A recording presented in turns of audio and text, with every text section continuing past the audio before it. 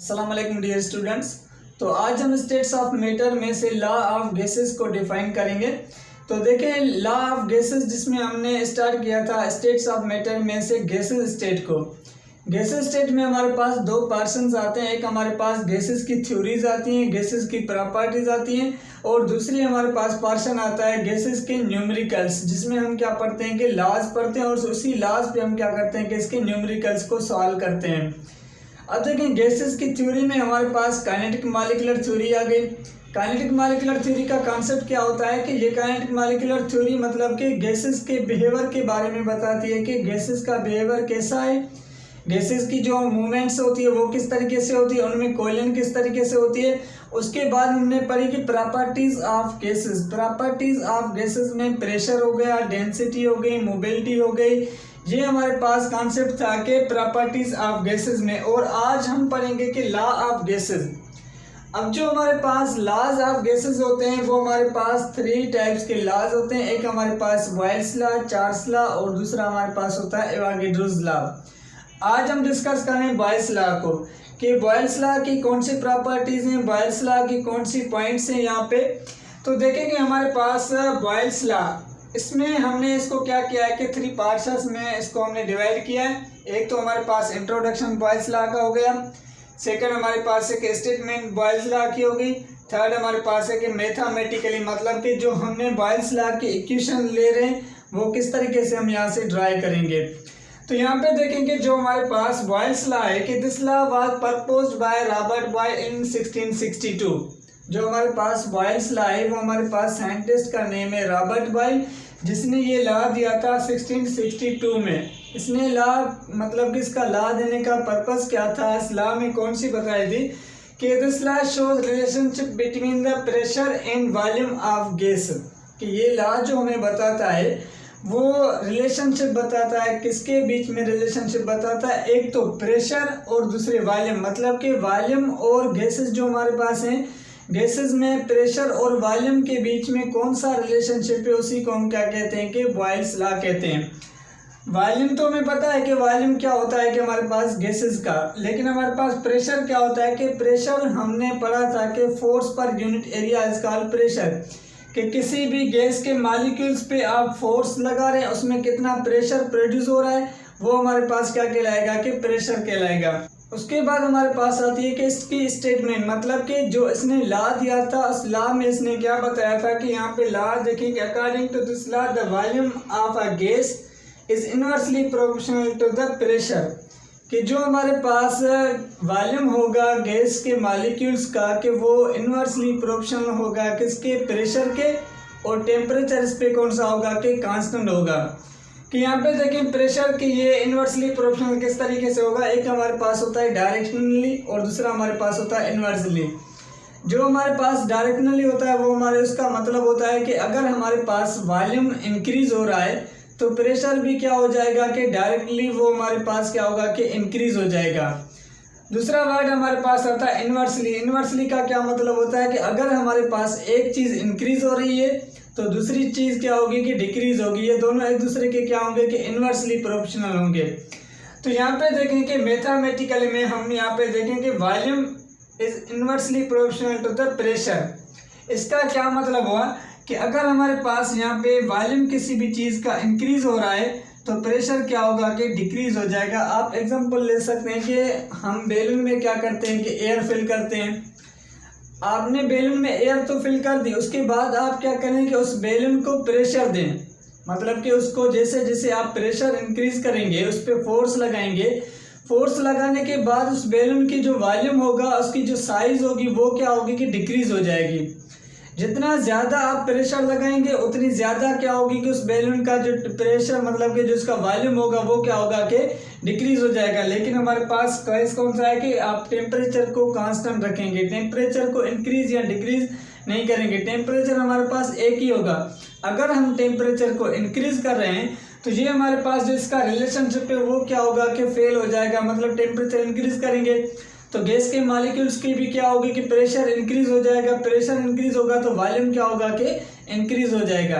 तो टेम्परेचर हमें क्या करना है कि कांस्टेंट रखना है, अगर हम किसी भी बैलून मतलब कि एयर फिल कर रहे हैं, फिल करने के बाद हम उसको जितना ज़्यादा प्रेशर लगाएंगे उतना ज़्यादा उसका वॉल्यूम क्या होगा कि डिक्रीज हो जाएगा।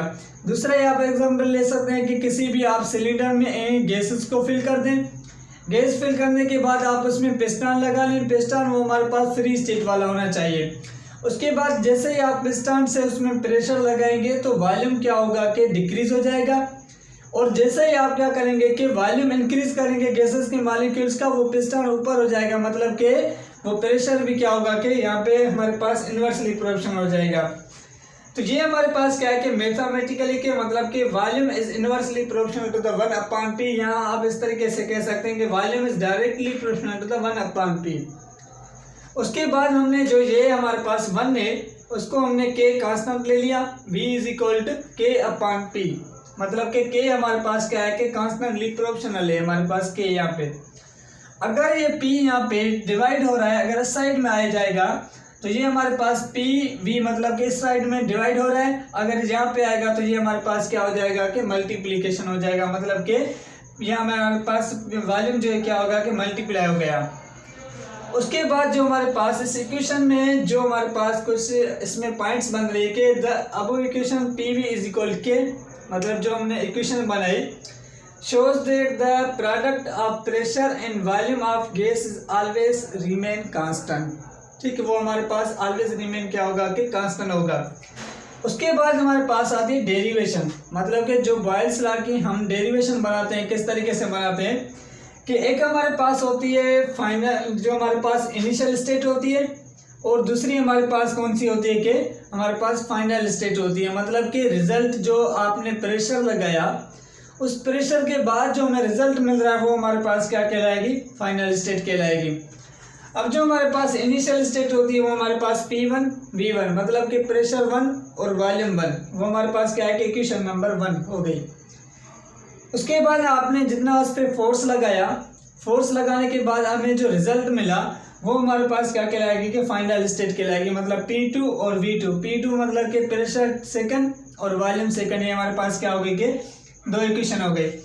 अगर हम इसी इक्वेशन को कंबाइन करेंगे, मतलब कि 1 इक्वेशन और 2 को कंबाइन करेंगे तो हमारे पास क्या होगा कि P1 V1/P2 V2, ये हमारे पास क्या हो गई कि एक हमारे पास बॉयल्स लॉ की एक कंप्लीट इक्वेशन बन गई। अब देखेंगे बॉयल्स लॉ का इंट्रोडक्शन कि बॉयल्स लॉ हमारे पास जो ये क्या बताता है कि रॉबर्ट बॉयल ने 1662 में हमें ये लॉ दिया। ये लॉ मतलब कि रिलेशनशिप बताता है प्रेशर और वॉल्यूम का। कौन सा रिलेशनशिप बता रहा है कि the given mass of gas is inversely proportional to the pressure and temperature is constant, मतलब कि टेम्परेचर को हम क्या करेंगे, कांस्टेंट रखेंगे।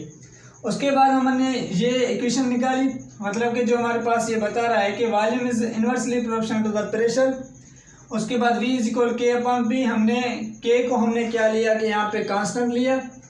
उसके बाद हमारे पास है कि अगर यहाँ पे प्रेशर डिवाइड हो रहा है यहाँ पे आएगा तो क्या हो जाएगा, ये कि मल्टीप्लाई हो जाएगा। PV हमारे पास = K हमारे पास इक्वेशन बन गई।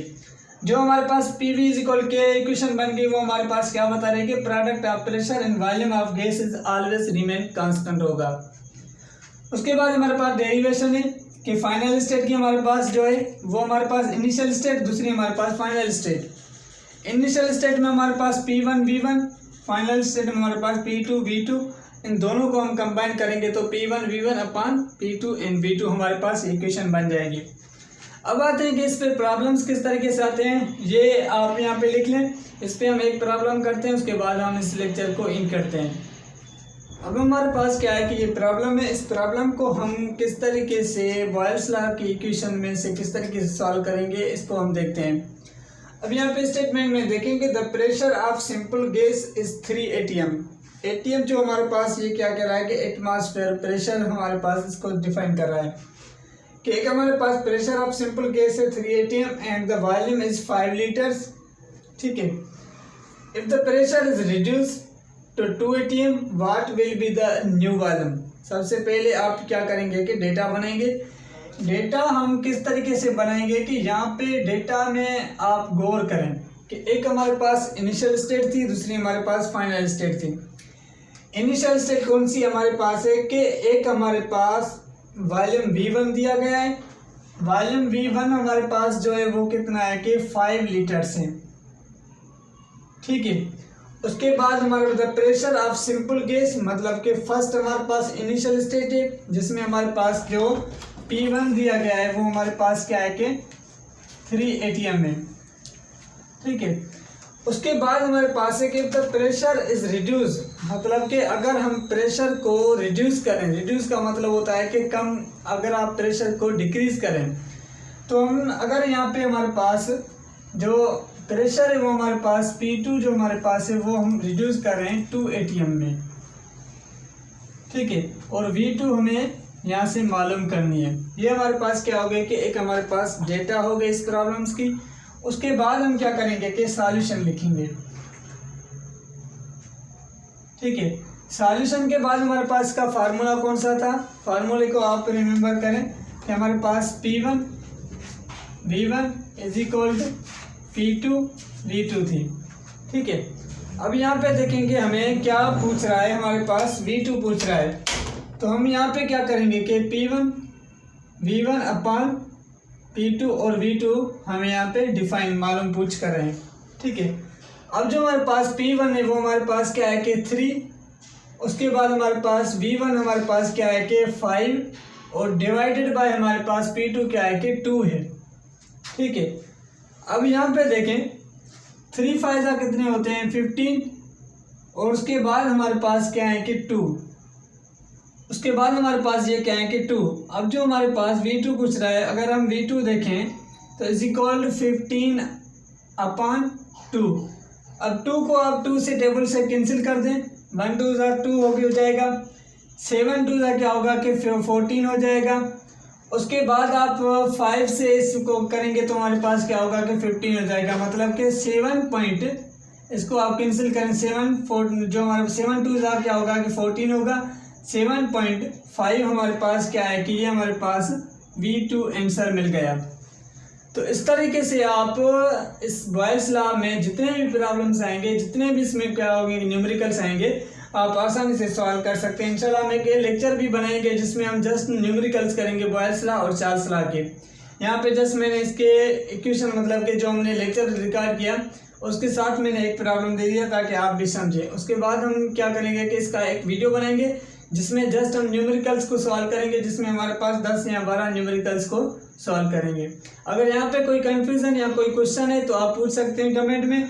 अगर कुछ भी क्वेश्चन है तो इंशाल्लाह मैं आपको उसका जवाब दे दूँगा।